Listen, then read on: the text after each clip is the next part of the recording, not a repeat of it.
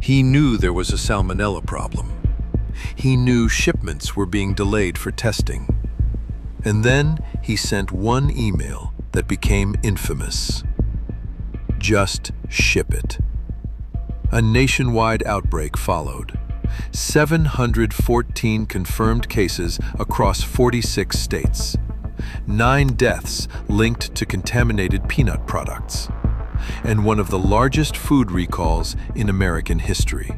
This is the story of Stewart Parnell, the man at the center of one of the most notorious food safety crimes in modern American history. In 2008, the Peanut Corporation of America was a small, unremarkable company. It didn't sell directly to consumers. You'd never find its name on a shelf. Instead, it supplied peanut paste and peanut butter to hundreds of manufacturers. Kellogg's, Famous Amos, Little Debbie, school cafeterias, hospital kitchens, nursing homes, prison food programs. PCA was invisible. And that invisibility was exactly what made it so dangerous.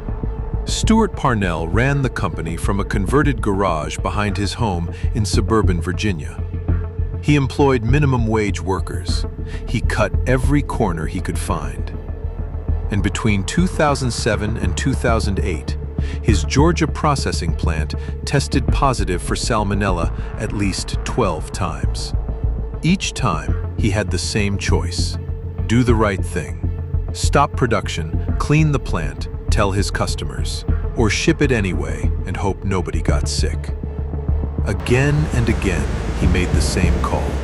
He shipped it anyway.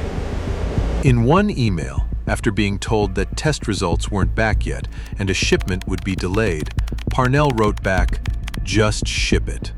I cannot afford to lose another customer." In another, after learning that more contamination had been found, he complained that the testing was, and this is a direct quote, "costing us huge dollars." 9 people died. Most of them were elderly or already sick. They ate crackers, peanut butter cups, snack packs, everyday foods that contained PCA ingredients, foods they had eaten hundreds of times before. One of the victims was Shirley Almer, a 72-year-old woman from Minnesota. Her son Jeff testified at trial. He said she loved peanut butter. She had no reason to think it could kill her, but it did. The CDC traced the outbreak across 46 states. More than 3,900 products were recalled by more than 200 companies, all of them using PCA ingredients they had no reason to suspect. The recall cost the peanut industry more than $1 billion. Peanut sales dropped sharply. PCA filed for bankruptcy and shut its doors. But the story didn't end there. In 2013, Stewart Parnell was indicted on 76 federal counts, including fraud, conspiracy, and the introduction of adulterated food into commerce. It became one of the most important criminal cases in the history of American food safety. His defense argued he was a small business owner who didn't know what was happening in his own plant, that he was a scapegoat. The jury didn't believe them. In 2015, Stewart Parnell was sentenced to 28 years in federal prison, the largest criminal sentence ever imposed in a food safety case. His brother Michael received 20 years. The judge said it plainly. These acts were driven simply by the desire to profit and to protect profits, notwithstanding the known risks. This is commonly and accurately referred to as greed. 2 words in an email. Just ship it.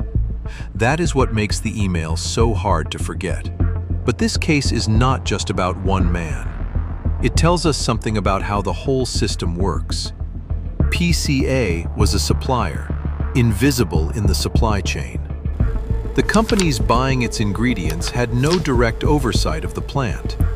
They trusted the safety certificates, official documents confirming the food was clean, documents that PCA had fabricated. Think about that. There is probably a jar of peanut butter in your kitchen right now. You have no idea whose hands touched what went into it. You have no idea what decisions were made along the way.